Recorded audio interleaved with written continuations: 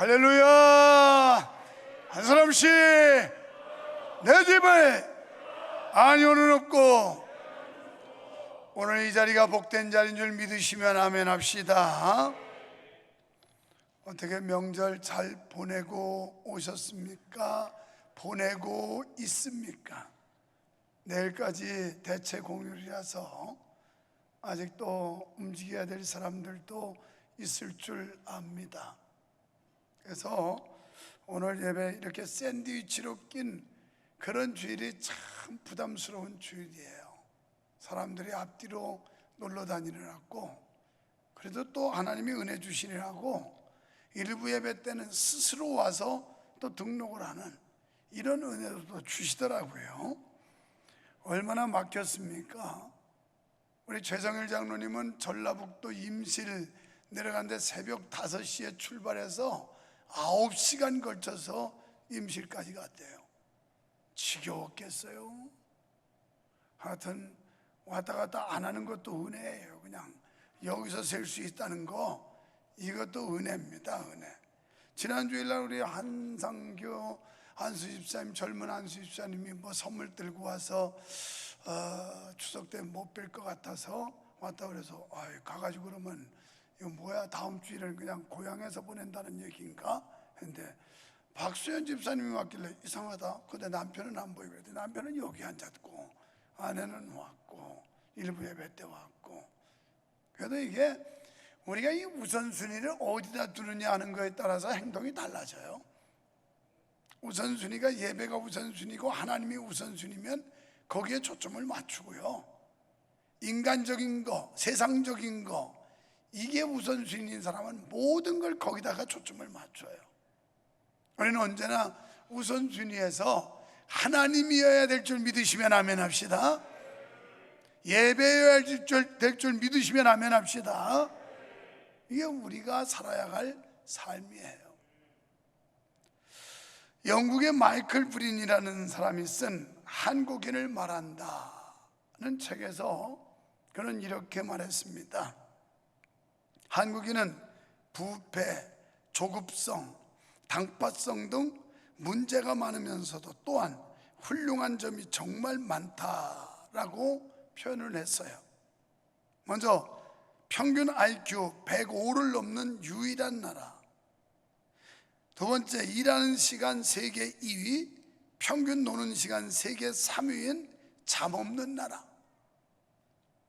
다음 문맹률 1% 미만인 유일한 나라, 그 다음 미국과 제대로 전쟁했을 때 3일 이상 버틸 수 있는 8개국 중 하나인 나라, 다음 세계 유일 분단 국가이며 아직도 휴전 중인 나라, 노약자 보호석 있는 5개국 중 하나인 나라, 세계 2위 경제대국 일본을 발톱 사이 때만큼도 안 여기는 나라, 여성부가 존재하는 유일한 나라, 음악 수준이 가장 빠르게 발전한 나라, 지하철 평가 세계 1위로 청결함, 편리함 최고인 나라, 그래도 데모하고 있죠. 세계 봉사국 순위 4위인 나라, 문자 없는 나라들에게 유엔이 제공한 문자는 한글, 현재 세계 3개 국가가 우리 한글을 국어로 삼고 있다고 합니다. 가장 단기간에 IMF 극복해 세계를 경악시킨 나라, 유럽 통계 세계 여자 미모 순위 1위인 나라, 미국 여자 프로골프 상위 100명 중 30명이나 들어간 나라, 세계 10대 거대 도시 중 한 도시를 보유한 나라 서울, 세계 4대 강국을 우습게 하는 배짱 있는 나라, 인터넷, TV, 초고속 통신망이 세계에서 최고인 나라, 세계에서 가장 많은 발음을 표기할 수 있는 문자를 가진 나라, 한글은 24개 문자에 11,000의 소리를 표현 가능하고 일본은 300개, 중국은 400개에 불과, 세계 각국 유수 대학의 우등생 자리에 휩쓸고 있는 나라, 2위는 이스라엘, 3위가 독일. 한국인은 유태인을 게으름뱅이로 보이게 하는 유일한 민족, 까칠하고 비판적이며 전문가 뺨치는 정보력으로 무장한 한국인, 세계에서 가장 기가 센 민족. 한국인은 강한 사람에게 꼭 놈자를 붙인다. 미국 놈, 외놈, 떼놈, 러시아 놈 등 무의식적으로 놈자를 붙여 깔보는 게 습관이 됐다. 약소국에겐 관대한 나라, 아프리카 사람, 인도네시아 사람, 베트남 사람 등 이런 나라엔 절대 놈자를 안 붙인다. 그런데 이외에도 엄청 많은데 그거 하다 보면 시간이 너무 많이 가서 제가 요것만 뽑았어요. 굉장히 많은 걸 쭉 이 사람이 적어놨어요. 마이클 브리니하고 한 사람이 쓴 책에 말이죠. 지금까지 우리는 몇 시간 예레미야의 메시지에 대해서 듣고 있습니다. 지난 시간을 다시 한번 리바이브를 해보면 하나님께서 예레미야에게 너는 나의 말을 그대로 전하여라. 한마디도 감하지 말아라. 그래서 지난주 설교가 기억되는 게 가감하지 말라. 전하는 사람도 가감하면 안 되고 듣는 사람도 가감하면 안 된다. 이런 것만 남아있을 겁니다. 지금까지 회개를 촉구하며 죄악을 돌이키도록 외쳤지만 이 메시지가 무의미하다는 것을 예레미야가 아는 듯한 인상을 본문에서 느끼게 됩니다. 그래서 예레미야는 유다의 멸망이 기정사실로 굳혀지는 것을 감지하고는 바벨론에 대항하지 말고 항복하라, 이런 메시지를 주고 있습니다. 그 이유는 바벨론이라는 나라는 이방 나라지만 그 나라가 하나님 앞에서 합당한 게 아니라 하나님의 채찍으로, 하나님의 몽둥이로 일시적으로 쓰는 것이기 때문에 바벨론이 유다를 침공하는 것도 하나님의 계획이고 하나님의 섭리라는 겁니다. 때문에 그 하나님의 계획과 섭리 앞에 순순하게 고분고분 순응하는 것이, 그게 지혜로운 것이고 옳은 것이다 하는 것을 강조하고 있습니다.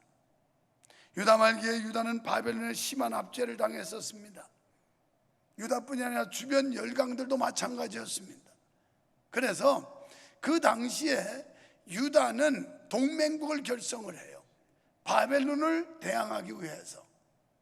그래서 이 수리아 그리고 팔레스틴 이래가지고 결국은 팔레스틴에 있는 국가들이 연합을 하고 중심으로 해서 이 바벨론을 대항을 하게 되는데, 이것이 이 바벨론을 두려워하지 않고 저항하는 게 하나님을 믿는 믿음과 하나님이 주시는 은혜 속에서 그랬다면 다행인데, 이들은 이미 하나님을 멀리 떠났고 하나님의 은혜를 망각했고 그리고 하나님의 은혜를 배은한 이런 처지에 있으면서 인간적인 방법을 동원했다는 겁니다.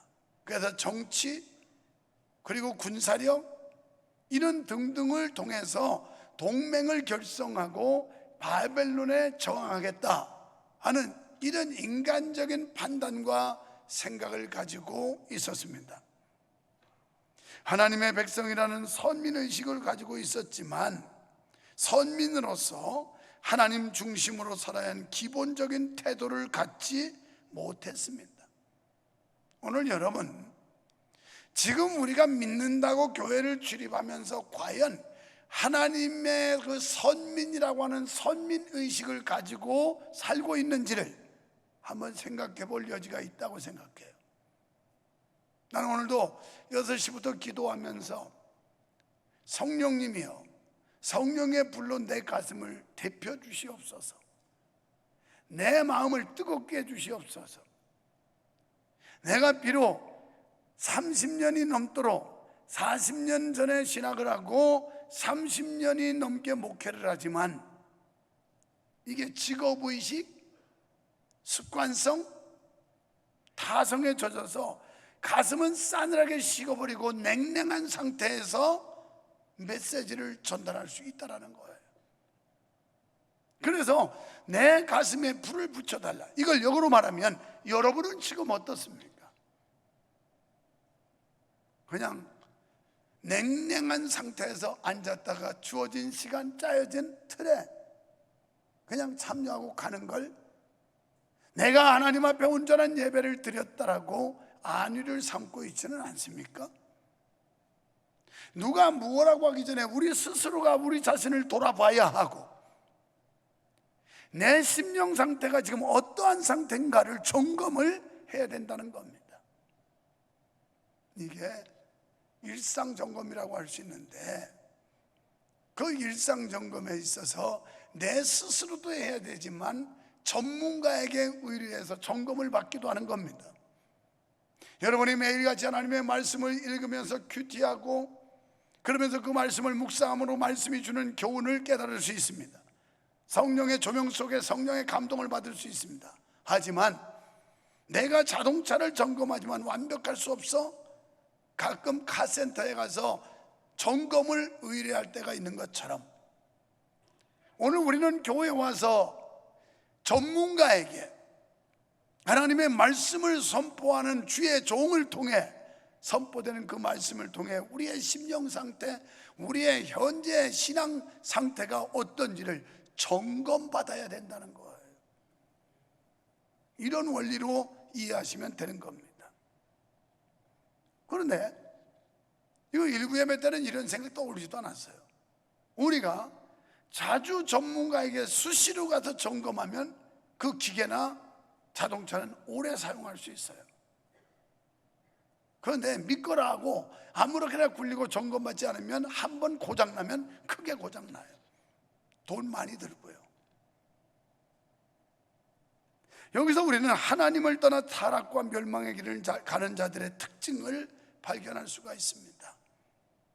여러분, 우리는 하나님의 말씀을 듣고 깨닫는 지혜를 받아야 합니다. 하나님의 말씀에 귀를 기울여야 합니다. 마태복음 13장 9절에 보면 예수님께서 4가지 밭의 비유를 하시고 맨 나중에 뭐라고 그러시냐면 이렇게 말씀을 해요. 들을 귀 있는 자는 들을지어다. 4가지 마음밭의 비유를 하시고 들을 귀가 있는 자, 오늘 들을 귀가 열려야 된다는 거예요.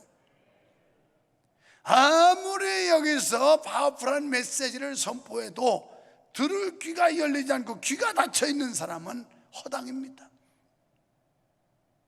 예배 드렸다고 그러지만 아무런 자극도 감동도 감화도 없이 앉았다가 돌아갑니다. 그래서 예수님께서 들을 귀가 있는 자, 요한계시록에서는 성령이 교회들에게 하시는 말씀을 들을지어다 이렇게 말씀해요. 귀가 열리시기를 축원합니다. 우선 귀가 열려야 돼요. 귀가 열리고 눈이 열려서 하나님의 영광을 볼 수 있어야 하고요, 생각이 열려서 귀로 들은 하나님의 말씀이 깨달아져야 됩니다. 그리고 마음이 열려서 그 마음에 새겨져야 됩니다. 그래야 진정한 변화를 기대할 수가 있다는 거예요.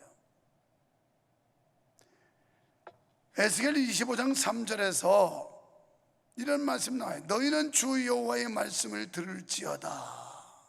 주 여호와께서 이같이 말씀하셨느니라. 주 여호와의 말씀을 들으라는 거예요.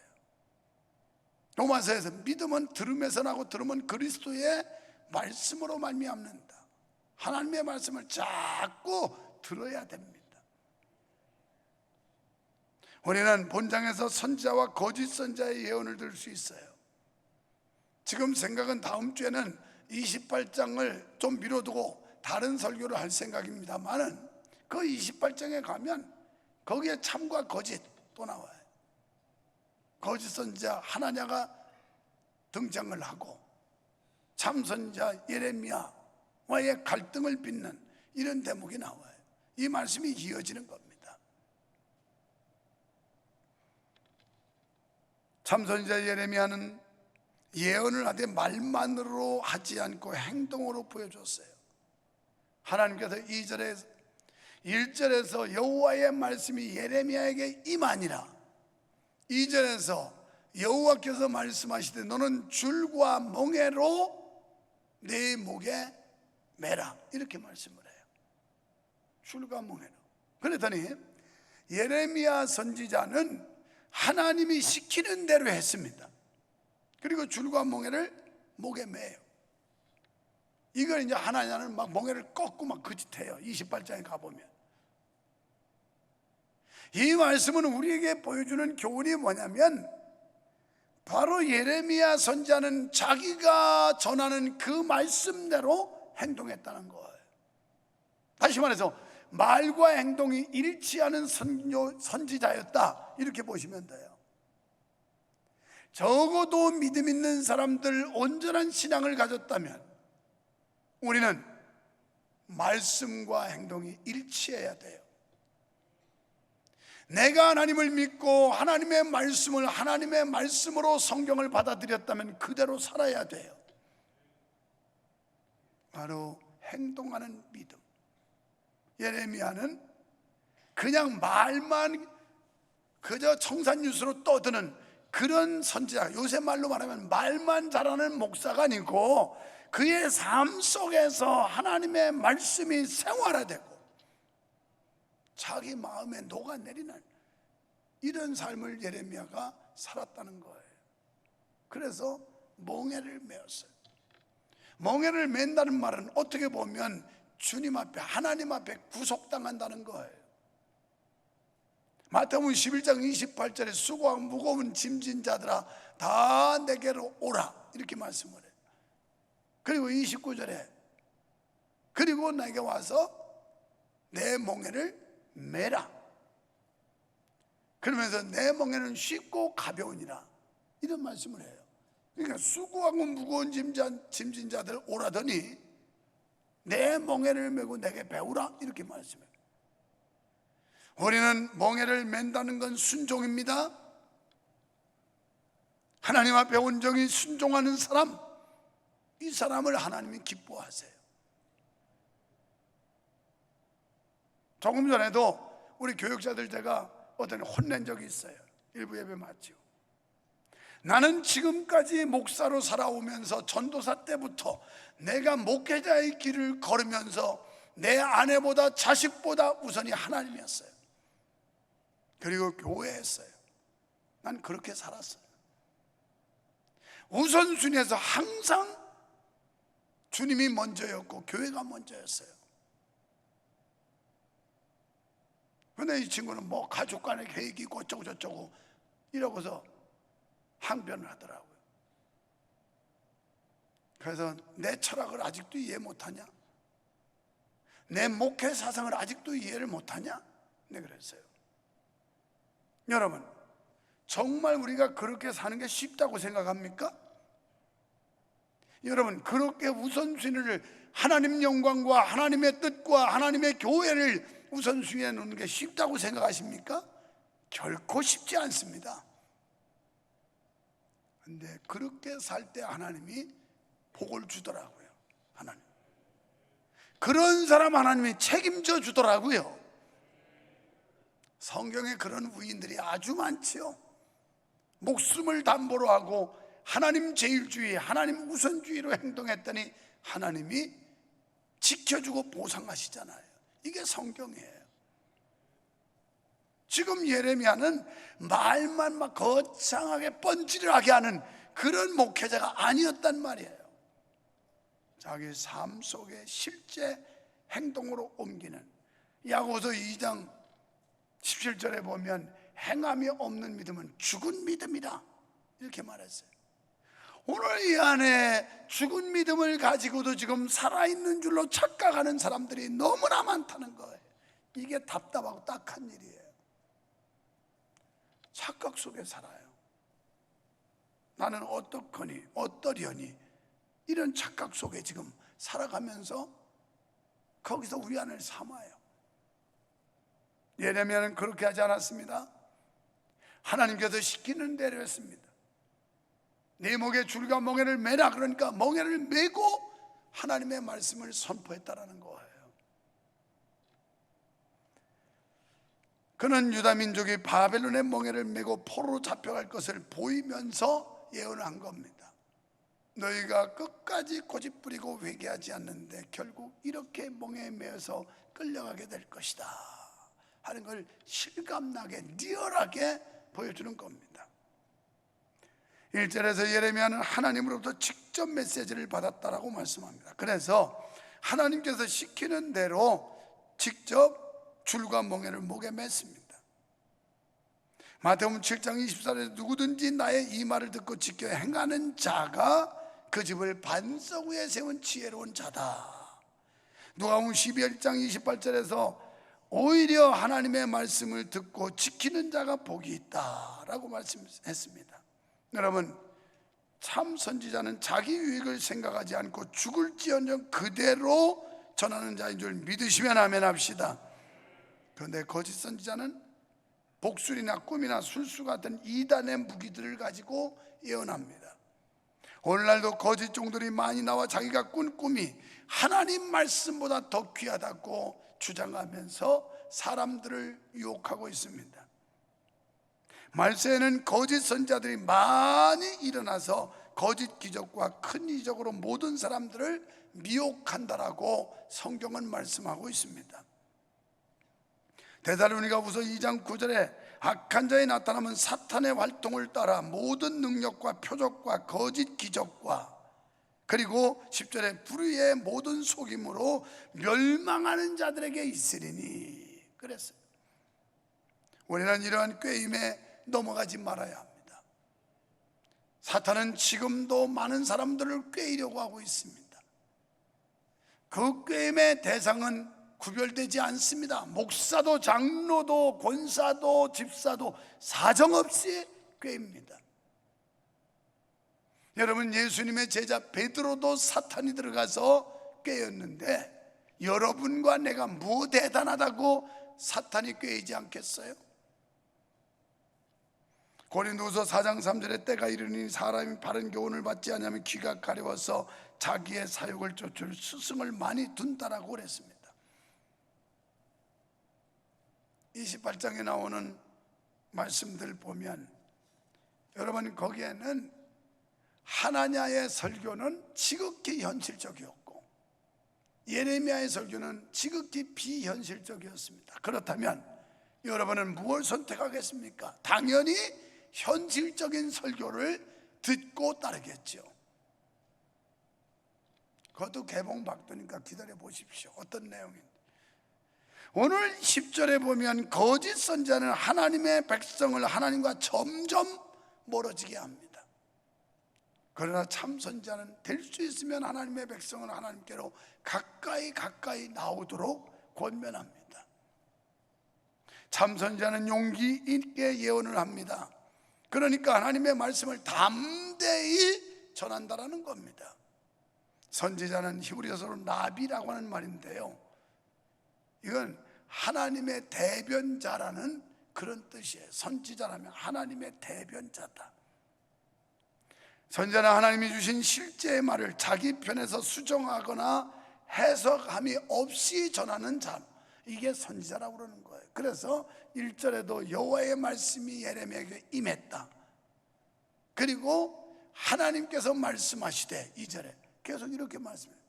그러니까 하나님이 말씀하시면 우리는 가감없이 아멘하고 순종해야 되는 겁니다.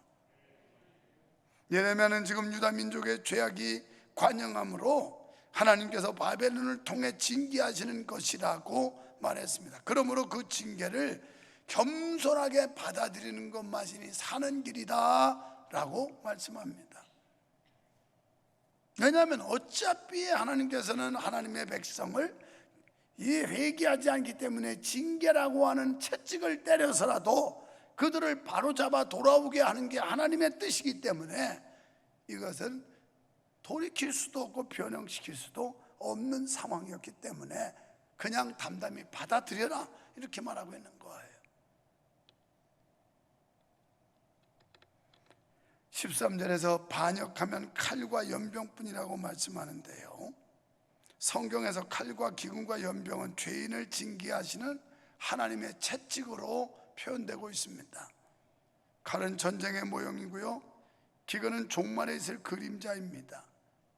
그래서 이스라엘이 범죄했을 때 기근 때문에 자식을 잡아먹기도 하는 아주 극한 환난을 겪은 때도 있었습니다.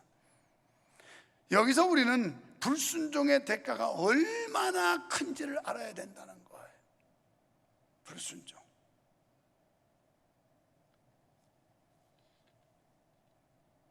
예레미야는 거짓 선지자의 말을 듣지 말라고 합니다. 이스라엘이 아수리에 망하고 유다가 바벨론의 포로로 잡혀가게 된 것은 그들의 죄 때문이었습니다. 하나님 책임이 아니라는 거예요. 그런데 한참 설교하다 보니까 그 생각은 나네. 김진미 권사님 여기 앉았네. 분명히 지난 주일날 말하기를, 목사님 죄송하지만 이번 주일은 친정 갔다가 시댁이 저 전라도 어디 엄청 멀어요. 거기 갔다 오면 그래서 이번 돌아오는 주일에 못 옵니다. 그래서 그래도 와야지. 죄송합니다, 못 옵니다. 근데 왔네. 신기해요. 이게 신기하고 놀라운 거예요. 예수님의 사랑 신기하고 놀라워, 예수님의 사랑 신기하고 놀라워, 오 크신 사랑, 뭐 이런 노래 있어요. 신기한. 예수님의 사랑의 줄에 묶이면 할 수 있어요. 예수님의 사랑의 멍에를 매면 우리는 할 수 있어요. 순종할 수 있다고. 예수님의 사랑과 은혜의 멍에를 매면.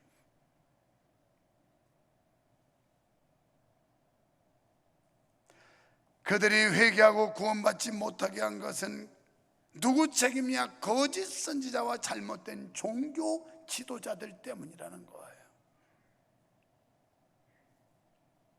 9절에 말씀합니다. 너희는 너희 선지자나 복수를 가나 꿈꾸는 자나 술사나 요술을 가나 이르기를 너희가 바벨론의 왕을 섬기게 되지 아니라 하여도 너희는 듣지 말라. 그들은 너희에게 거짓을 예언하여 너희가 너희 땅에서 멀리 떠나게 하며 내가 너희를 몰아내게 하며 너희를 멸망케 하느니라. 유다 파멸의 동기가 바로 거짓 선지자들 때문이었습니다. 거짓 선지자들은 국가에 당면한 위기를 외면합니다. 우리가 한참 전에 예레미야 선지자가 방백들을 책망하는 설교를 들어보셨을 겁니다. 이런 점에서 하나님의 종들은 국가나 국민이 잘못할 때 단호히 지적할 수 있어야 합니다. 어제 우리 형제들이 모였는데 지금도 아마 우리 형님은 내외가 요 타임 아니면 다음 타임에 동시 유튜버로 생중계를 듣고 있을 겁니다. 그래서 어제 모였는데 필리핀에 교회 세우는 이야기를 미리 알고 있더라고요. 벌써 실시간 예배 들으면서 목사님이 얘기하는 거 들었대요. 내 여동생 뭐 장로 동생 장로 형. 그런데 유목사 같은 목사 만나기가 쉽지 않다라는 거예요. 왜? 목사님들이 주저주저하고 다 상황 보고 판단하고 사람들 의식하고 설교 자유롭게 못한다는 거예요. 왜? 반발하고 도망가니까 그게 겁나가지고.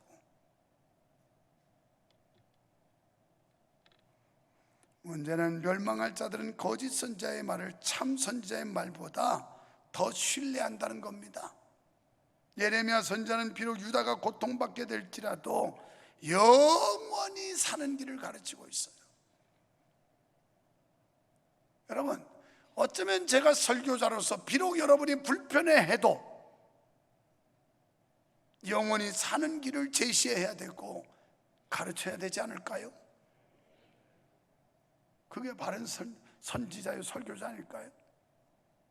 그러나 거짓 선지자의 메시지는 당장 큰 어려움을 피해갈 수 있을지는 모르지만 결국은 멸망의 길을 제시하고야만 한다는 거예요.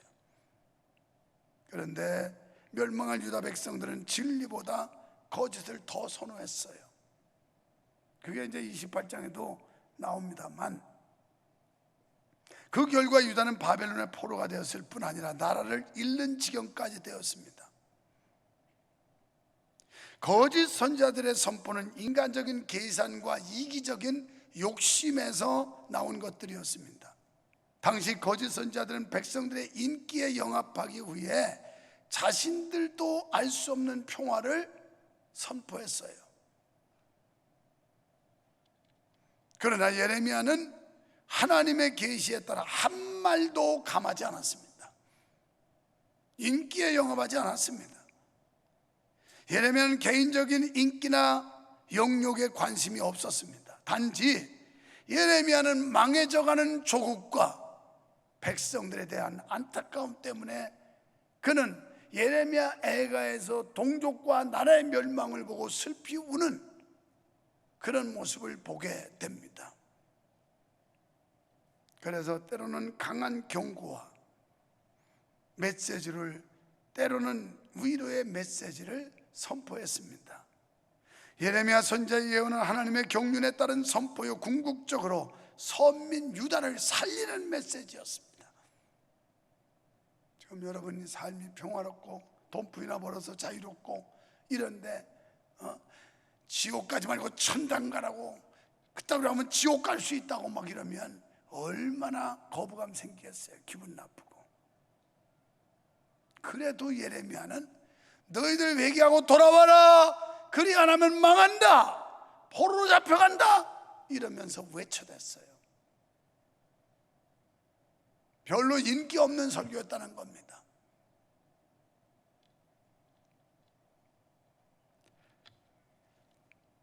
당시 눈이 어둡고 생각이 어두운 백성들은 거짓 선지자의 말과 참 선지자의 말을 구분하지 못하였습니다. 그 이유는 백성들조차 거짓 선지자들처럼 이기심이나 개인적인 영광을 탐하고 있었기 때문에 그래요.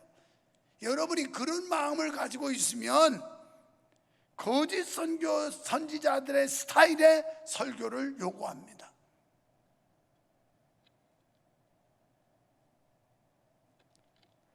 그러니까 유다 백성들은 당장 고난보다 평화를, 고통보다 안정을 추구하였습니다.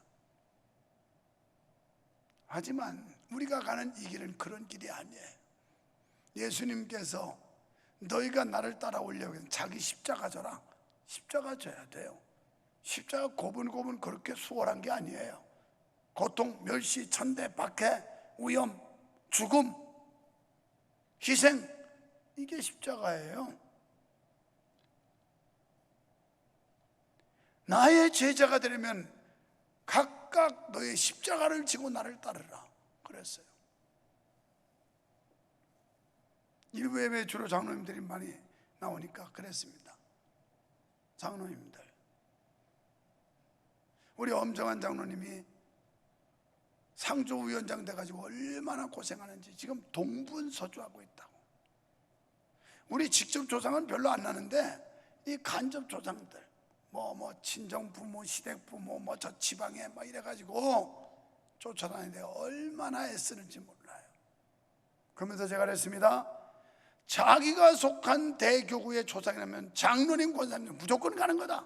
내가 그랬어요. 그래야 어른다운 거예요. 어른은요, 어른 구실을 해야 존경심이 있고 대접을 받는 거지, 어른답지도 못한 사람들이 무슨 어른 노릇을 하려고 그래요. 제가 1부 때 그 얘기했어요. 그래서 자기 대교구에 초상이 나면 밤을 새워서라도 전국 어디라도 쫓아가야 된다. 그게 어른들이 할 일이다.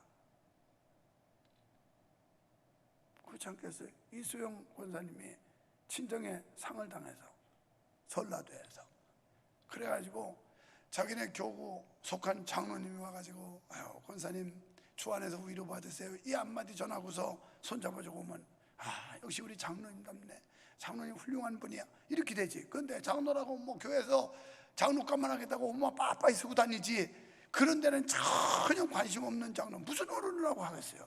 솔직히 말해봐. 어른 대접하고 싶겠어? 속으로 당연하지요 목사님 지금 그러더라고. 겉으로는 눈치 보니까 안 하는 거지. 오늘 여러분, 우리가 가는 길은 영광보다는 고난이에요. 우리가 안정보다는 고통에 예수 잘 믿으려면 고난이 오고 고통이 와요. 피곤하고 불편하고. 그래서 예수님께서 멸망으로 가는 길은 넓은 길이라서 사람들이 많이 가고 가기를 좋아한다. 그런데 구원으로 가는 길은 좁은 길을 협착해서 사람들이 가기를 꺼려한다. 그게 예수님 말씀이라고요. 우리는 좁은 길 가야 생명의 길이에요. 그게 구원의 길이에요. 그 결과 유다 백성들은 하나님 앞에서 회개하지도 않았고 회개할 마음조차 없었습니다. 이런 사람들은 아무리 설교해도 회개할 마음조차 갖지 않아요. 지금 예레미야가 그렇게 12번의 설교를 하지만 이 강바가 완악한 유다 백성들이 돌아설 기미가 안 보이는 거예요. 그래서 그들은 경고와 책망의 말씀을 무시했습니다. 사랑하는 여러분, 인생에 있어서 선택의 기회는 여러 차례 다가옵니다. 그리고 어떤 선택을 하느냐에 따라서 영원한 갈림길이 되는 경우도 있습니다. 세상살이의 성패도 이와 같은데 영혼의 문제는 더더욱 그렇습니다. 그러므로 우리는 멸망할 자들의 선택을 따르지 말고 오직 하나님의 말씀에 의지하여 하나님의 인도하심을 받아야 할 줄로 믿습니다. 성경 말씀은 순종하는 사람의 복됨과 불순종하는 사람의 비참함에 대해서 말씀합니다. 대표적인 말씀이 시편 1편에 복 있는 사람과 복이 없는 사람, 악인과 선인. 그래서 복 있는 사람은 악인의 꾀를 쫓지 않고 죄인의 길에 서지 않고 오만한 자의 자리에 앉지 않고 오직 여호와의 말씀을 즐거워하여 주야로 그 말씀을 묵상하는 사람, 이 사람이고, 그는 시내까지 심긴 나무처럼 철철히 열매 맺고, 악인은 그렇지 않으며 바람에 나는 겨와 같도다. 그리고 악인이 의인의 회중에 들지 못하는, 이 말씀은 천국 못 간다는 얘기예요. 우리가 지금 예수 믿는 거 천국 가기 위함인 줄 믿으시면 아멘 합시다. 그리고 반드시 천국 가야 돼요. 못 간다면 이보다 원통한 일이 없어요. 오늘 올바른 판단이 있으시기 바랍니다. 늘 기도하면서 뭐가 옳고 그름을 알아서 그것을 깨닫는 지혜가 열리기를 주님의 이름으로 축원합니다. 하나님 아버지, 우리의 어두운 눈 밝혀주시고 어두운 귀 열어주시고 어두워진 생각을 열어주셔서 주의 말씀 듣고 보며 깨닫게 하여 주시옵소서. 그 말씀 마음에 새기고 주님 뜻대로 살게 하여 주시옵소서. 예수님 이름으로 기도하옵나이다. 아멘.